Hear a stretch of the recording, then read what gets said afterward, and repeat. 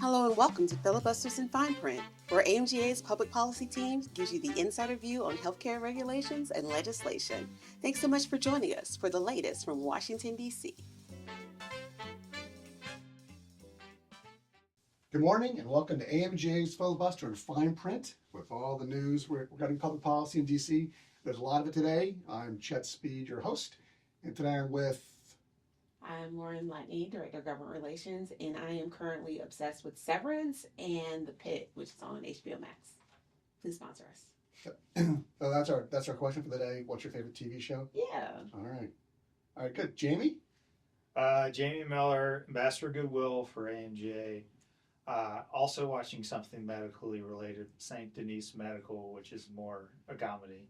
Do we get to bill? Do we get to put that on our timesheet that we watched The Pit or whatever? Like what? I feel like that's work related. Yeah. Because I now talk as if I have gone through one medical class, like one. Just yeah.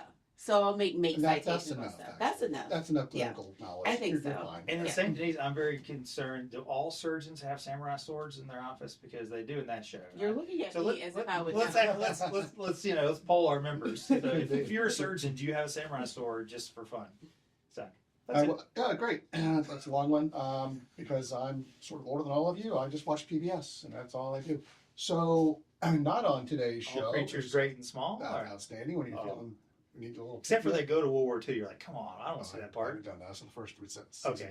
Our series. Spoiler. Sorry, they go to World War II. Apparently. Not on today's show is Alicia Sawyer and Daryl Drevna because the lobbyists said no. And I guess you're next. So you can say, you want to say hello anyway? Hi, I'm Alicia Sawyer, Assistant in Government Relations for AMGA, and I'm watching Detroiters. I am Daryl Drevna, Senior Director of Regulatory Affairs, and right now I'm watching the first season of Traitors. Traitors. Oh. Outstanding. Yeah, that's good. Yeah. Well, my parents from the CIA, I'll tell them to watch that too. Okay, we got a lot of stuff to talk about today. Stop the cuts, Medicare Part B, AAPM bonuses. A lot of things have happened or not happened this week. Let's get into this right now. So there was a continuing resolution that was passed in the House that funds the government through September 30th. Let's talk timeline. Last week, things were in, and then by the end of the week, things were out. So where are we? Lauren? Well, where we are is something, I don't know, you're my boss, you can ask this. If I do a project, can I leave the state and go home? Because that's what the Republicans did on the House side this week. Okay. They voted for their CR, and then they all hopped on planes and left D.C. and left the Senate to figure this out. They basically put like a gauntlet down saying, we want this House version of the CR, and we don't care what you think, and we're not coming back to vote on anything else yet. And so I think that's a very interesting tactic, given that last week, you were talking about all the things that were, in play, perhaps some of the docket stuff, but like at the end, Republicans saying we're gonna pass a clean CR, we're gonna just keep funding the government and everything as it was. But then in order to make the votes needed to pass a bill with only Republicans, because Democrats were like, we're not going to help you with this, they added some sweeteners dealing with defense and immigration. As someone who lives in D.C. and pays D.C. taxes, this is directly coming from D.C. So in order to make that sweetener, and so they got their number. They got just enough to pass. I think one Democrat crossed over and passed as well. And then they left. They were like, no more votes this week. We're out. Senate, it's up to you to figure out what to do next. But we have done our job, which is a very, I don't know how long this is going to last, because the Senate right now is struggling. They are. It's not even remote work. They're just gone. Jamie, can you touch on some things that we wanted in there that didn't get in? And there are some extenders that were extended for a shorter time that we also wanted. So how about a state of play of what's in the CR? Sure, and I'll also add to Lauren that we were given assurances by certain leadership folks on both sides that this was going to get taken care of. So, and then it didn't happen. So this being the CR when it comes to the Medicare doc fix. Okay. Because it's a priority of our members, and I think once so we've heard, and we definitely hear a lot blame game on both sides that it's their fault. But I would say from the CR perspective, there's no doc fix with the Medicare conversion factor of 2.83%.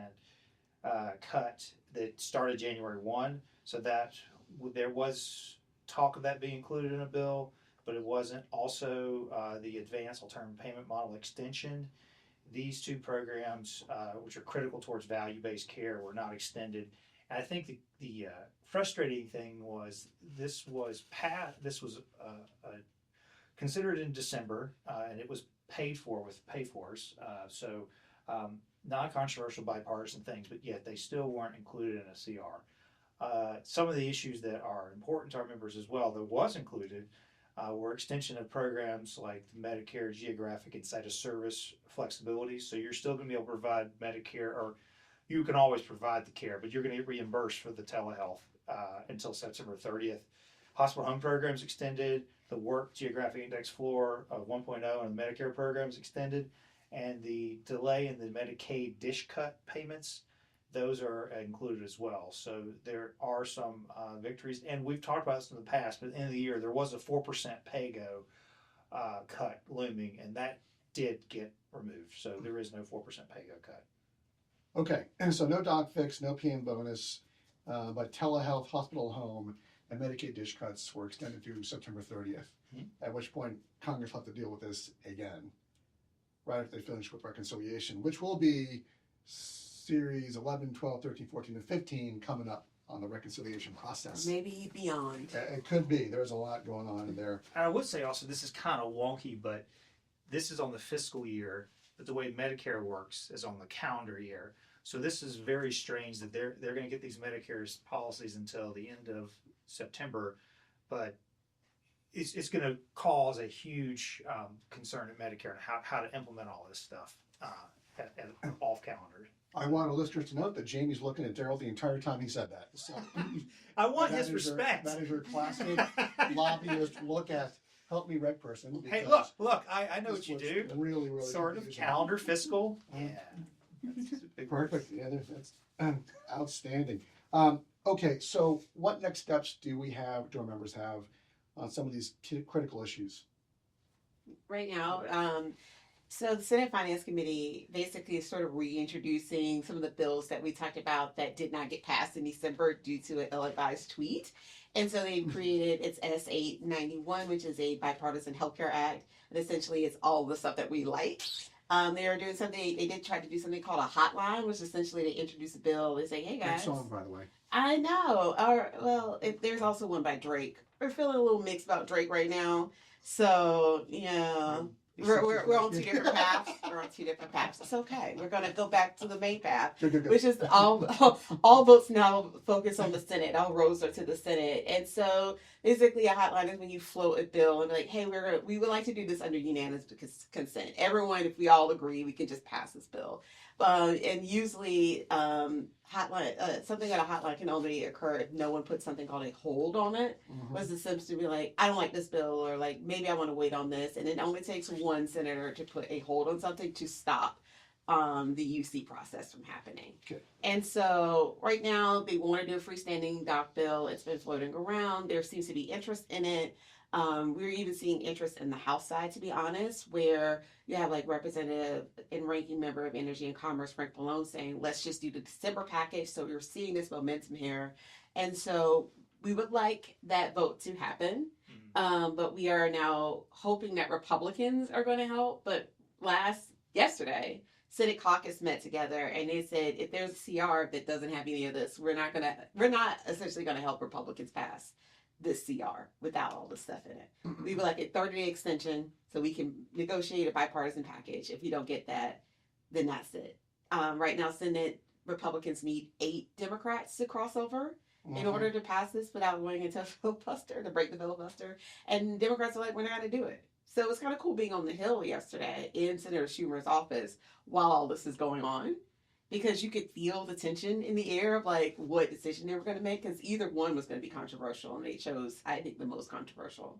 Okay, so let's try to bifurcate. I learned that in law school. These issues. So you're talking about the continuing resolution. Yes. The Senate Democrats right now are saying we're not going to vote for that. We're not going to give you the filibuster-proof vote, which means the government shuts down, but potentially it means that our stuff could come back in to a CR if the Republicans, Democrats negotiating that again. Yes, That would be okay. That'd be great. that'd be That'd be great. great. My sister and brother-in-law would not like a government shutdown because they're federal employees, but at least they have a job. Okay, and then if that does not work, if the CR is passed at some point as is, then we have the December package that's wrapped up in the legislation, which could go for a vote on the Senate, and then perhaps something on the House as well. And that's what we're pursuing.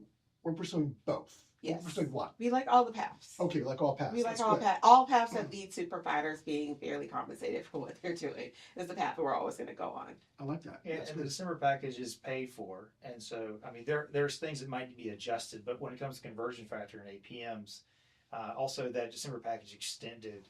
Oh, expanded the telehealth program for 2 years, not 9 months, which makes a lot more sense. Expanded hospital home for 5 years, but beyond the hotline, whether or not all these different strategies work, we are letting members of Congress know that you need to act on this as soon as possible. Like you need to do hotline, you could do a suspension, unanimous consent. We've actually had one member of Congress, and it's been public, tweeted about Representative Murphy, Greg Murphy, who's a doctor from North Carolina, said that House leadership said, well, we will work on getting your Medicare cuts relief legislation and reconciliation. That's complicated for various reasons. I will say the most important complication is that we don't know when reconciliation is going to pass. So you're saying we should make patients suffer for another 3 months until you all figure it out, and 3 or 4 months until at least July or August. And I think that's is going to negatively impact patient care. And I think our members are working to educate policymakers about this because we can't wait 3 months. We can't wait 3 days. We've already been 2 months now of delays in reimbursement. So, Okay. What's interesting also is now you're seeing a lot more media coverage of these Medicare cuts, more than we saw since the beginning of the year, more honestly than we saw at the end of the year. Shout out to Representative Murphy for really socializing this to all the media. And we also have our host here who was quoted in MedPage today talking about these things. I'm his PR Thank you. agent. Please reach out to me or Sharon Grace if you have any questions. But yeah, so we're seeing more articles about this, which means like the drumming of the interest puts pressure on members to address these things. And we certainly have a lot of programs that we can talk about that can help you connect with your members on this. But it's nice to know that not only are things still in play, hopefully, but there's also a huge media audience that's now paying attention. Yeah, it's great. And I think one of the things that interests the media is the survey we did.